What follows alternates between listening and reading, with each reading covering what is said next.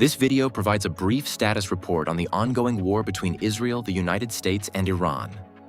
Now that more than 2 weeks have passed since the outbreak of hostilities, the situation has developed sufficiently to allow a clearer explanation of what is actually taking place, filtered from the disinformation forced into the public media. Like and subscribe if you want to support the channel in the algorithm. Now let's start. The central dynamic of the conflict is that Israel, supported by the United States of America, exploited the crucial element of surprise in order to secure the initial advantage. Most importantly, to prevent Iran's ballistic missile forces from launching a massive salvo aimed at US and Israeli air bases across the region. Such a strike would have represented a critical threat, especially considering the strong likelihood that Russia and, in particular, China, would have provided Iran with near real-time intelligence regarding the locations and movements of various US and Israeli air power elements. Because of this preemptive dynamic, the scenario of a large-scale Iranian ballistic missile launch was successfully neutralized. As a consequence, Iran was strongly compelled to assume a defensive posture. This development then created the conditions that led Iran to rapidly transition toward a military posture suitable for a war of attrition. In practical terms, this meant prioritizing the preservation of its missile units and its missile arsenal by adopting a comparatively low-intensity style of warfare. At first glance, such a posture might appear to place Iran at a severe disadvantage when facing adversaries that are employing the full range of their capabilities to conduct strikes against Iranian targets. However, a very different strategic picture emerges once this approach is considered together with Iran's control over the Strait of Hormuz, effectively placing a large portion of the global economy at risk. This control grants Iran a powerful instrument of pressure, particularly in terms of determining the timing of escalation and influencing the overall intensity of the conflict. As long as the Strait of Hormuz remains closed to the majority of oil shipments, with Iran's own shipments being the primary exception, Iran maintains a significant degree of influence over the dynamics of the war. Under normal circumstances, Iran's decision to pursue a relatively low-intensity form of warfare would allow its opponents to inflict extensive destruction on Iranian territory and infrastructure. Iran would be forced to wait for its opponents to eliminate all of their intended targets, or eventually exhaust their available standoff munitions. However, the situation is fundamentally altered by the closure of the Strait of Hormuz. This factor transforms the strategic dynamic into one in which, after only several weeks, the broader consequences of the conflict begin to produce highly adverse effects across the global economy. Additionally, in terms of the ability to take punishment from the opponent without significant effects on its war machine, Iran may only be next to China in the world. All important capabilities, such as ballistic missiles and drones, are situated within vast tunnel complexes drilled into mountain ridges. A highly hardened condition which also includes critical elements of the weapon production chain. Hence, Iran has a unique capability to fend off a preemptive attack and a highly resilient war machinery. In practical terms, this means that during the first phase of the war, Iran can allow its opponents to attempt to degrade its missile and drone capabilities. At the same time, Iran is deliberately and patiently refraining from attempting to inflict proportional destruction on US and Israeli military assets. Instead, Iran is using the initial phase before the global economic consequences of the Strait of Hormuz closure become severe as an opportunity to focus its strikes on extremely high-value targets belonging to the opponent's warfighting capabilities. These targets are specifically those that are critical to their ballistic missile defense systems, as well as to the power projection capabilities of their air forces. For this reason, Iran has concentrated its current efforts on neutralizing targets that are extremely difficult to attack and are largely invisible to the public and the media, namely the missile defense radars of the integrated missile defense systems deployed throughout the region. Achieving this objective also required Iran to conduct strikes against US radar installations across the broader Middle Eastern theater, which involved military infrastructure located in more than 10 different countries. This primarily includes the Arab countries of the Persian Gulf. Iran's decision to carry out strikes against these states is strategically significant because they possess notable military capabilities that could, at least in theory, be used to retaliate against Iran. This is especially important given that the combined military forces of more than 10 of these predominantly Arab countries would constitute a formidable threat to most nations in the world. However, the fact that these countries have not chosen to retaliate against Iran serves as an important indirect indicator regarding the actual capabilities of Iran's missile and drone forces.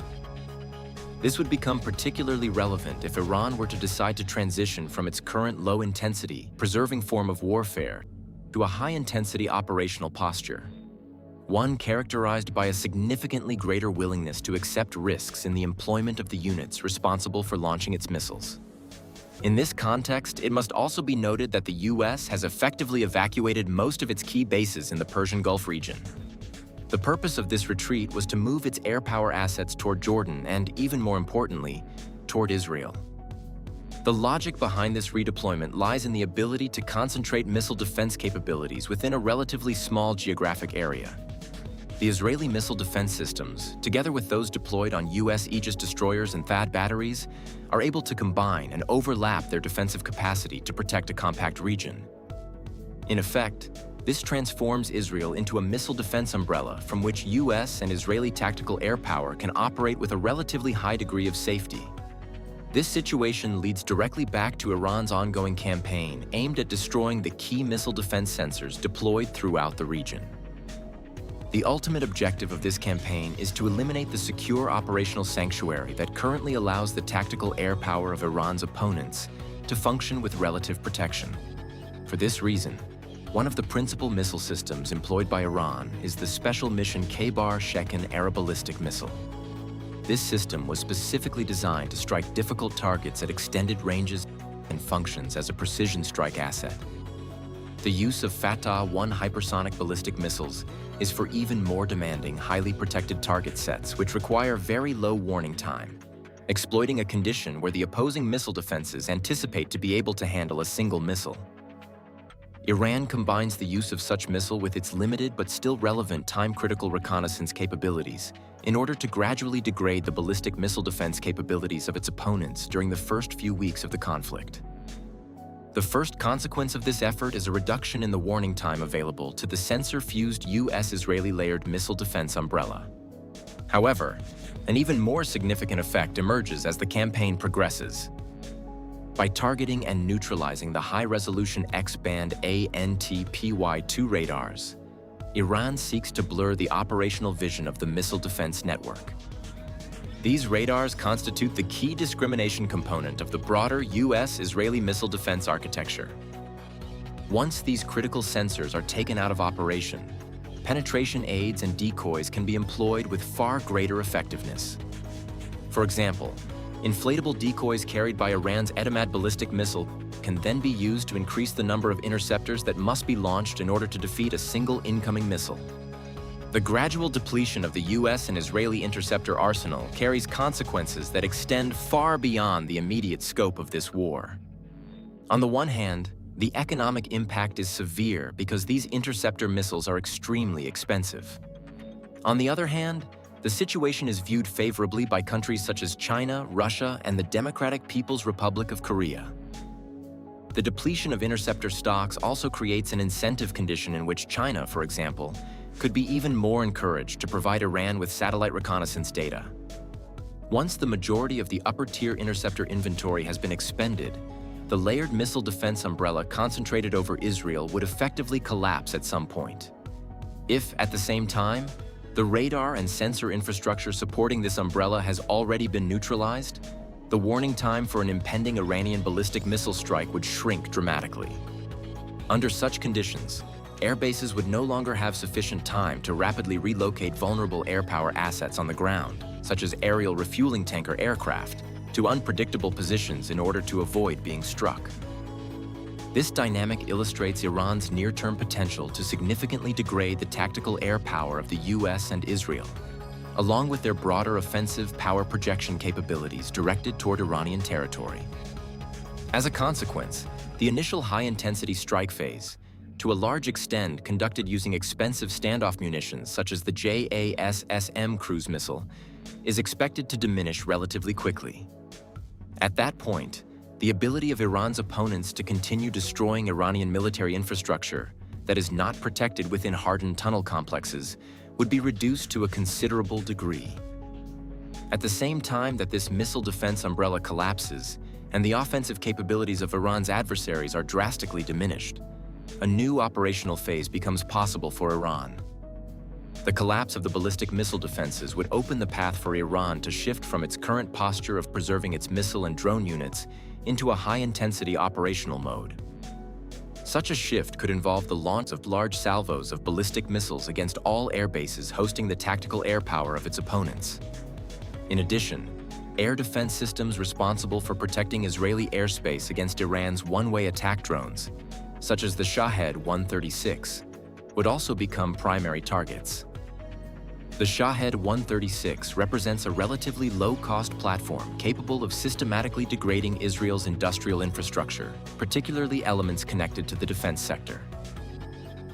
What emerges from this situation is a highly complex strategic dynamic in which numerous variables interact with one another.